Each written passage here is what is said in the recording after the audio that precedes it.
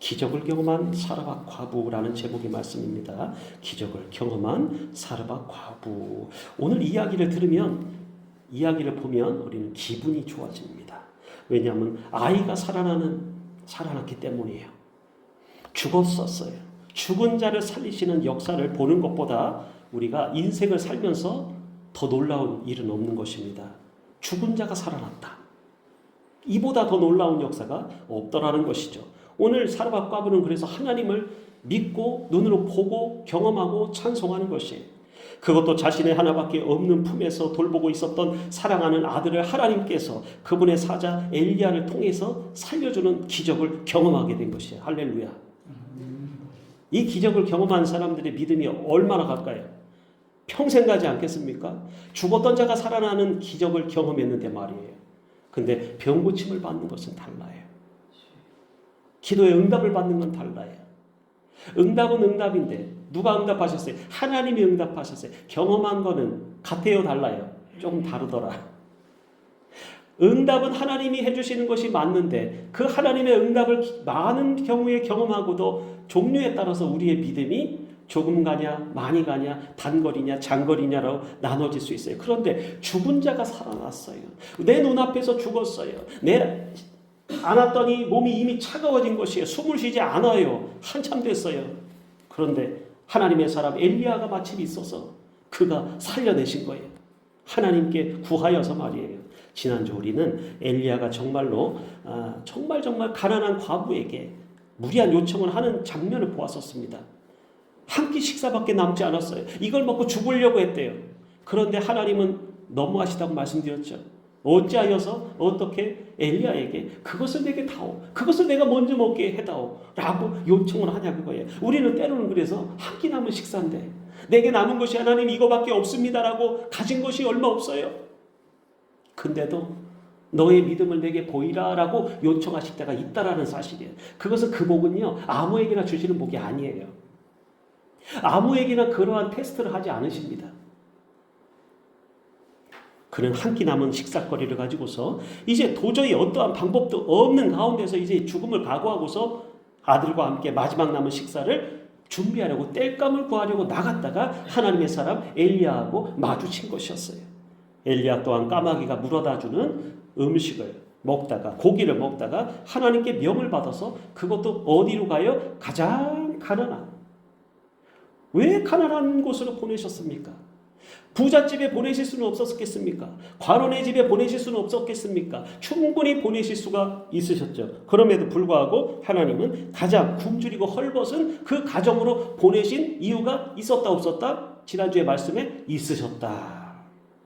그 말씀도 볼 것이, 하나님의 섭리가 감사한 것은 엘리야를 이들이 못 만났다면 어떻게 됐어요? 한 끼 먹고 죽는 것이에요.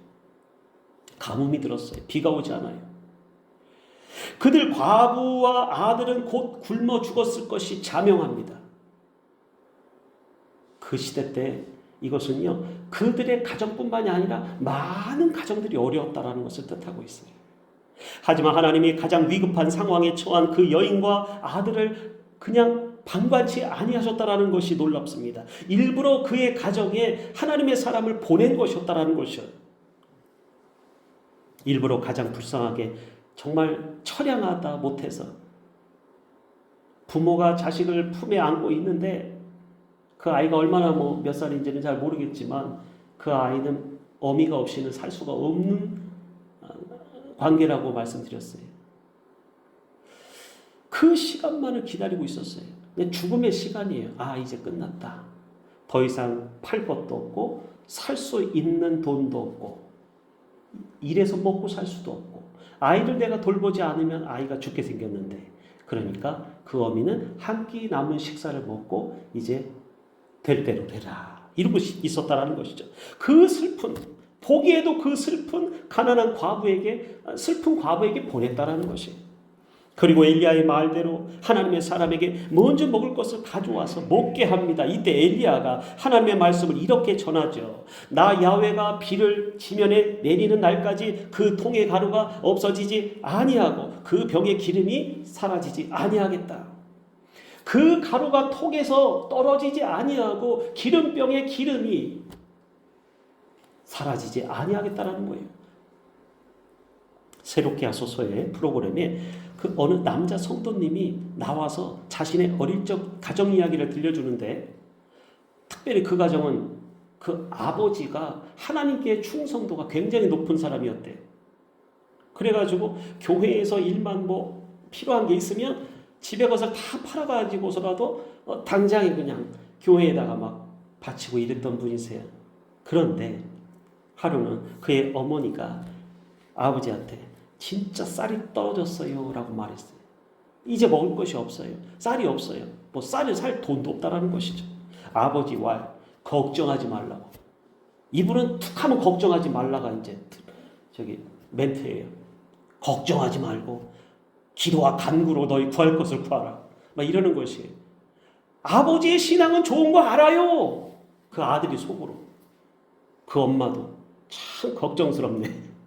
아버지의 면상을 보니까 걱정스러운 거예요. 예? 아니 나가가지고 일을 해가지고 일을 안 한다는 건 아니었어요. 그런데 가난한 것이, 가지고 있는 것이 떨어지는 것이 그럴 때가 있죠. 그런데 이제는 정말 한 끼 식사할 돈도 없고 쌀통에 쌀이 딱 떨어져 버렸어요. 아니 눌렀는데 안 나오는 것이, 옛날에 그 쌀통이 있었죠. 안 나와요. 털어도 안 나와요. 그러니 아버지가 잠깐만 기다려보라고, 걱정하지 말라고. 그러더니 부엌으로 가가지고 쌀통에 손을 얹고 기도를 하는 거예요. 주여 믿습니다. 하나님의 기적의 역사가 일어날 줄 믿습니다. 자, 어떻게 됐을까요? 뒤에서 물끄러미 바라보고 있는 그 따가운 시선이 있었겠죠. 뒤통수에서. 왜? 어머니도 아들도 팔짱을 끼고 쳐다보고 있었다. 참 신기한 아버지시네. 그리고 나서 아버지가 기세 등등하게 이제 들어와가지고 딱 하니 이제 팔짱 끼고 앉은 거예요. 또 가서 한번 쌀을 내려봐라. 아이고, 한숨 쉬면서 엄마가 이제 쌀바구니를 가가지고 탁 눌렀는데 웬 거예요? 쌀이 쭈룩 하고 나오는 거예요.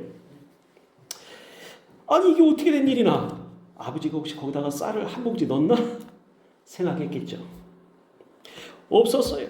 쌀이 진짜 없었어요. 그런데 어느 날 갑자기 정말 말대로 했더니 쌀통에서 진짜 쌀이 나왔다는 거예요. 그 간증이에요. 새롭게 하소서에. 그리고 방에 들어와서 어머니 보고 신신당부를 합니다. 절대로 쌀통을 여보 열어보지 마세요. 쌀통의 뚜껑을 열어보지 말래요. 어머니는 소리를 질렀어요. 정말이네요. 쌀이 나와요 여보. 그리고 그들은 열흘인가 계속 쌀이 쌀통에서 나오길래 아버지가 없을 때 이제 살짝 궁금하잖아요. 쌀통에 이제 쌀이 얼마나 남았나 해가지고 아무도 없을 때 쌀통의 뚜껑을 열어봤답니다. 근데 깜짝 놀랐어요. 그 순간, 열어보는 순간 쌀이 한 바가지가 뭐 가만히가 쏟아져 나왔겠죠? 아니요. 그와 반대였어요. 쌀통에 쌀이 한 톨도 없더랍니다. 아니 방금 전까지 아침까지도 나오던 그 쌀통의 쌀이 내가 뚜껑을 열어보는 순간 쌀이 한 톨도 없는 것이에요. 사르밧 과부에게 바로 그러한 기적을 엘리야를 통해서 선포하셨다 그거예요. 하나님이 비를 내리시기 전까지는, 가뭄이 해소되기 전까지는 너희의 쌀통에 쌀이 없어지지 아니하겠고 기름병에 기름이 떨어지지 아니하겠다고 선포하신 거예요. 하나님의 말씀이 과부의 가정에 임하였던 것이다 그거예요. 그가 가서 하나님의 사람의 말대로 하였더니 그와 아들과 엘리야와 함께 여러 날 떨어지지 않고 먹었더라. 엘리야는 나그네였고 객이었어요. 손님이었어요. 자기들도 먹을 것이 없어서 이제 한 끼 먹을 것밖에 없었는데 한 끼도 풍족하지 않은 아주 조금이었어요. 그럼에도 불구하고 셋이서 이제 풍족하게 이제 먹었다라는 것이죠. 하나님의 말씀대로 그 통에 가루가 떨어지지 아니하고 기름병에 기름이 줄어들지 아니했다. 만일에 하나님의 말씀을 듣고서도 쌀통에 쌀이 얼마나 남았는가 의심했던 그 어머니와 아들처럼 뚜껑을 연 그 순간부터 기적은 어떻게 돼요? 그대로 그치는 것이었어요. 지금도 많은 사람들이 하나님께로부터 오는 말씀을 들어요. 들립니다. 귀는 열려 있으니까. 임종의 순간까지, 하늘나라 올라가는 날까지 제일 기관 중에 귀가 열려 있다고 하잖아요. 그래서 가갖고 복음을 전하는 거거든요. 병원에 가서도. 그런데 하나님의 말씀이 안 들려서가 아니었어요. 오지 않아서도 아니었어요. 하나님의 말씀이 분명히 우리 가운데 수차례 여러 번에 걸쳐서 왔다니까요. 근데 어때요? 하나님의 말씀으로 알아들었을까요? 못 알아들었을까요? 많은 사람들이 에이 어떻게 그런 일이 일어날 수 있겠어? 뭘 본 것이에요? 하나님의 말씀을 듣고 가슴에 새기고 믿음으로 받아들이고 내가 하나님의 말씀을 먹은 것이 아니라 자기의 판단 기준으로 하나님의 말씀까지도 판단하더라 그거예요. 여러 가지의 선상에 놓고 여러 가지의 길을 놓고 여러 가지의 우리의 계획을 놓고 거기다가 단 하나의 카드에 하나님의 말씀을 끼우는 거죠. 역사가 일어나요? 안 일어나요? 자기 판단에서 많은 것들을 하나님의 주신 말씀보다 자신의 생각이 더 우월하다고 생각하는 사람들, 자기의 생각을 믿는 사람들이 우리 가운데 얼마나 많은지 모릅니다. 이것은 뭔지 아세요? 하나님의 복이 가까이 있음에도 불구하고 그 복을 붙잡지 못하는 사람들이라 그 소리예요. 제가 살아가면서 이것을 너무 많이 보게 됐어요. 우리 주변에 너무 많이 일어나요. 하나님의 복이 딸랑딸랑딸랑 흔들면서 나한테 와 있어요. 응답의 복이 와 있어요. 복을 주기로 약속하셨어요. 그런데요, 자기가 세운 계획과 자기가 세운 그 자기 주관대로 가지고 있는 모든 세상적인 기준 하에 하나님의 말씀 하나의 말씀뿐이 없는 것이에요. 그러니까 고르기가 너무너무 힘들어요. 하나님의 말씀을 못 붙잡더라고요. 그래서 수요일 날도 말씀드리기를 그것은 뭐라고 말씀드렸어요? 이 믿지 않는 것은 죄라고 말씀드렸어요. 하나님은 우리에게 은혜를 베푸시기 원하시고 기적을 응답을 베푸시기 원하시는데도 불구하고 그 복을 붙잡지 못하는 것이 바로 우리의 죄성 때문이다 그거예요. 사람들이 모르는 것이 있어요. 그래서 하나님의 말씀을 단편적으로 이해하기 때문에 주의 말씀을 따라가면은 그분이 나의 행위에 순종하는 모습을 보시더라. 사람들은요 이렇게 생각합니다. 대부분 단순하게 이렇게 생각해요. 내가 원하고 바라는 것이 이루어져야 믿어요. 그죠? 바라는 요청하는 것이 딱 요구 조건이 딱 있어요. 그래서 그게 아니면 안 믿어요. 무슨 소리입니까? 하나님 편에서는. 자, 하나님께 구하여서 하나님의 응답이 오는데 우리의 삶에 묶여진 부분들을 실타래를 풀어주시는데 그게 딱 맞춰서 다 풀어져요? 안 풀어져요? 그 경우가 많지는 않아요. 하나님의 역사가 한 번에 단순간에 죽은 자를 살리듯이 일어날 수도 있는 것이에요. 그런데 그렇지 않은 경우가 훨씬 많아요. 왜 그런 줄 아세요? 우리 때문이에요. 그걸 줘도 몰라요. 그렇게 변화시켜줘도 몰라요. 로또 복권 맞은 사람들과 똑같아요. 갑자기 벼락부자가 됐어요. 갑자기 없던 통장에 10만 원도 없던 사람, 20만 원도 없던 사람들이 갑자기 수억이 생겨요. 어떻게 써야 될지 모르는 거예요. 운영할 줄을 모르는 거예요. 하나님의 응답도 이와 같다고 봅니다. 그래서 하나님의 응답이 한 번에 다 완전히 뒤바뀌어질 수 있도록 완전히 100% 주실 때도 있지만 그렇지 않을 때가 훨씬 많다. 왜 그래요? 점진적으로 점차적으로 이루어 주십니다. 그런데 사람들은요 하나님의 응답이 없어 안 왔어 이러고 있어요. 그리고 또 하나 가장 중요한 게 무엇이냐면 내가 하나님께 구했어요, 바랬어요, 간구했어요, 나아갔어요. 그런데 그 다음 어떻게 해요? 하나님이 우리의 순종의 모습을 보기 원하시는 거예요. 그 믿음을 보기 원하신다라는 것을 사람들이 모르고 있어요. 그러니까 사람들이 1 더하기 1은 그냥 2다 이렇게만 생각한다니까요. 개인적으로 제가 얘기를 하면 잘 말씀을 이해하기 쉽게 드릴 수 있는데 설교를 하니까 어렵네요 갑자기. 믿음을 가지고서 이것을 말씀을 쫓아가는지를 보려 하신다니까요. 그 행위를 순종의 행위를 보려고 하시는 거예요. 아유 하나님 못했는데요. 괜찮아요. 그걸 이뻐하시는 거예요. 기뻐하시는 거예요. 근데 우리는 꼭 그 문제를 꼭 다 풀어야지만 속이 시원한가 봐요. 그게 아니라 하나님은 우리를 보려 하시는 거예요. 우리 행위를 보려 하시는 거예요. 어떤 생각을 갖는지, 어떤 마음을 품었는지, 하나님의 말씀을 가졌는지, 아니면 버렸는지, 토해냈는지, 거부했는지, 불신앙을 갖는지, 믿음을 가졌는지 안 가졌는지, 믿음의 행위를 가지고서 내가 내 삶을 바꿔가지고 의지적으로 나를 쳐서 복종시켜서 쫓아갈 마음이 있는지, 그래서 응답은 미리 와요. 그 사람을 보면 응답을 받을는지 안 받았는지도 어느 정도 알 수도 있어요. 어떻게 보면. 왜냐하면 받을 준비가 안 돼 있는 거예요. 그게 수요일날 말씀이었어요. 말씀하신 대로 그 일이 꼭 현실에서 이루어지지 않거나 지체될 수도 있죠. 지체되는 경우가 굉장히 많습니다. 여기서 이제 사람들이 실망하고 외면하는 거예요. 그거요, 하나님 다 알고 계셨어요. 하나님의 응답이 늦으면 너희가 토라지고 마음을 돌리고 등을 나에게서 돌리고 그럴 줄 하나님은 다 알고 계세요. 그 사람을 알고 계시기 때문에, 그 사람을 꿰뚫어 보시기 때문에, 그 못된 성향 때문에, 성격 때문에 하나님이 더 늦게 주시는 거예요. 금방 안 주시고. 왜 그렇게 하세요? 단련하신 후에 정금과 같이 순금과 같이 나오게 되게 만드시려고 다루시는 과정인 거예요. 근데 우리는 어때요? 빨리 주세요, 빨리 주세요. 딱 떨어지기만 바라는 거예요. 그거 빨리 주시면 사람 됩니까? 하나님이 원하시는 사람의 형상으로 만들어지지 않는다라는 것이죠. 그래서 말씀을 믿고 따르는 자에게는 응답과 상이 반드시 있다는 사실이에요. 말씀을 쫓아가는 것이. 그게 아브라함이었어요. 말씀을 따라, 하나님의 말씀이 오니까 말씀을 따라 쫓아갔더니 하나님의 기적의 역사, 생명을 살리는 역사가 일어났다라는 것이에요.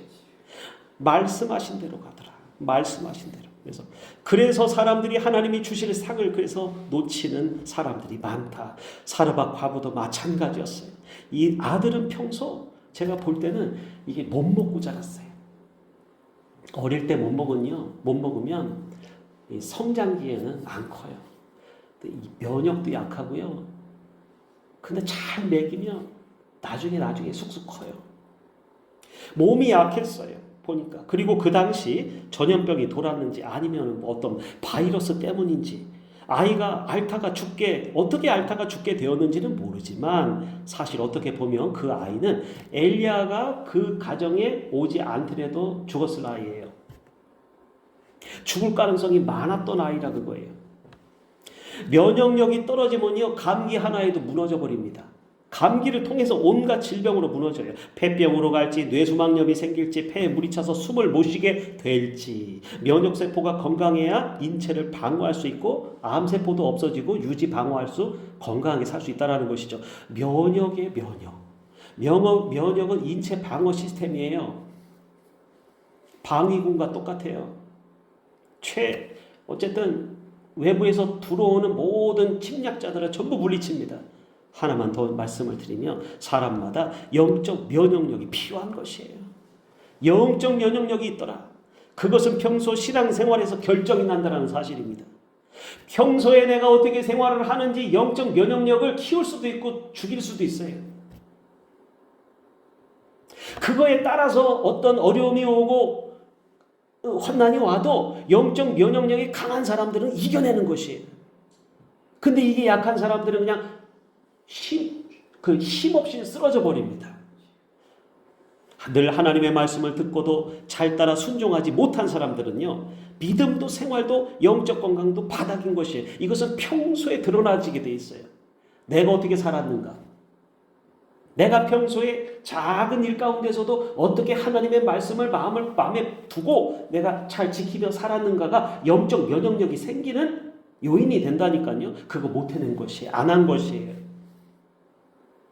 회피하거나 그거를 평소 때 잘했어 봐요. 그 영적 면역력이 생겨서 어려운 일이 닥쳐도, 큰 일이 닥쳐도 떨지 않고 능히 이길 수 있는 담력이 생긴다는 겁니다. 하지만 아무리 어려운 상황이 닥칠지라도 이렇게 영적 면역력이 건강한 사람들은요, 절대 포기하는 법이 없어요. 낙심하지 않아요. 현실의 어려움이 그들에게 영적으로 해가 되지 못합니다. 큰 파도도 그냥 부딪혀서 이겨낼 수 있다는 사실입니다. 과부의 아들이 죽었어요.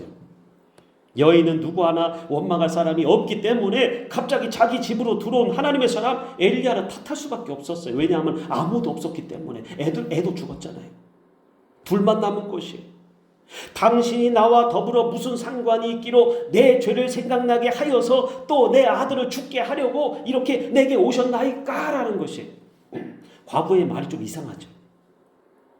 왜 죄 없는 갑자기 엘리야에게 그 화살을 돌립니까? 그런데 자기 자신에게 이것을 돌리고 있다는 사실, 자기를 자책하고 있었어요. 과부는 왜 이런 말을 했을까요? 왜 그리고 엘리야를 탓했을까요? 과연 중간에 무슨 일이 있었을까? 생각을 해보니까 본문에는 그 어떤 일도 나오지가 않아요. 어떤 단서도 성경은 제공하지 않습니다. 과부가 이 말은요, 어떤 말이냐면, 당신 같은 하나님의 사람이 오니까 하나님 앞에 숨겨졌던 내 죄가 발각나서 결국 그 심판으로 말미암아 나의 아들이 죽은 것이 아니냐라는 자책의 말이었다 그거예요. 마치 한국 부모들처럼 말이에요.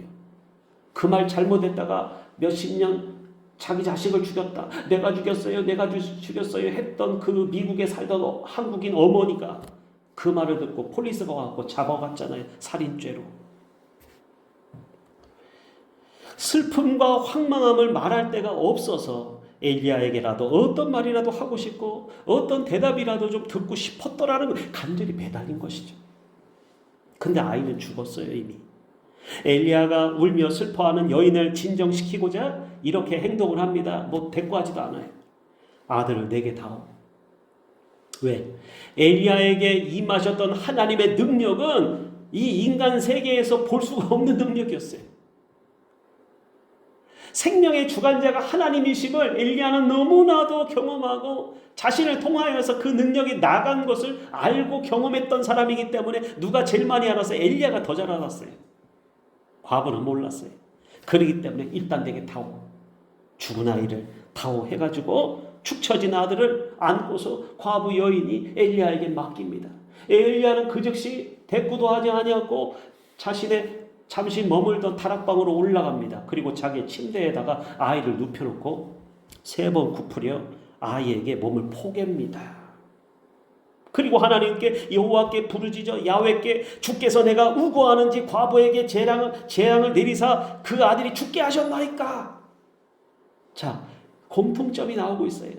여인 과부가 엘리야에게 했던 말이나 엘리야가 하나님께 대하여서 했던 말이나 동일해요. 어찌하여서 나를 이렇게 우고하는 집 과부에게 왜 재앙을 하필이면 내리셔가지고 이 아이를, 어린 아이를 죽게 만드십니까? 과부나 엘리야나 똑같은 얘기를 하고 있었어요. 그러고는 그런 행위를, 이상한 행위를 했어요. 죽은 자에게 몸을 포개는 행동의 장면을 신학적으로 어떻게 밝혀줄 수 있을까? 이걸 가지고서 많은 사람들이 또 연구를 합니다. 제가 보기에도 그렇고 다른 사람들 보기에도 큰 의미가 없어요. 근데 하나가 나와요. 뭐냐면 죽은 자에게 자신의 생명을 같이 포기한 것이에요. 이게 뭐하고 생각이 나고 연결이 되냐면 도고기도 가정예배제에 있다고 말씀드렸죠, 이번 주에. 그래서 도고기도는 무엇인가? 남의 아픔을 나의 아픔으로 여기고 기도하는 것을 말한다고 말씀드렸어요. 그러듯이 엘리야가 아이의 죽음에 같이 자신의 생명을 포갠 것이에요. 자, 지난번 말씀드린 것처럼 그래서 남을 위해서 남의 아픔까지 느끼면서 엘리야가 간절히 하나님 앞에 부르짖었더니 엘리야가 하나님이 들으셨어요. 엘리야가 기도하는구나. 엘리야가 나를 찾는구나. 하나님이 엘리야의 간절한 기도를 들으심으로 아이의 영혼이 몸으로 돌아오게 되고 살아난지라 이렇게 돼 있어요. 하나님이 엘리야의 기도를 들으셨대요.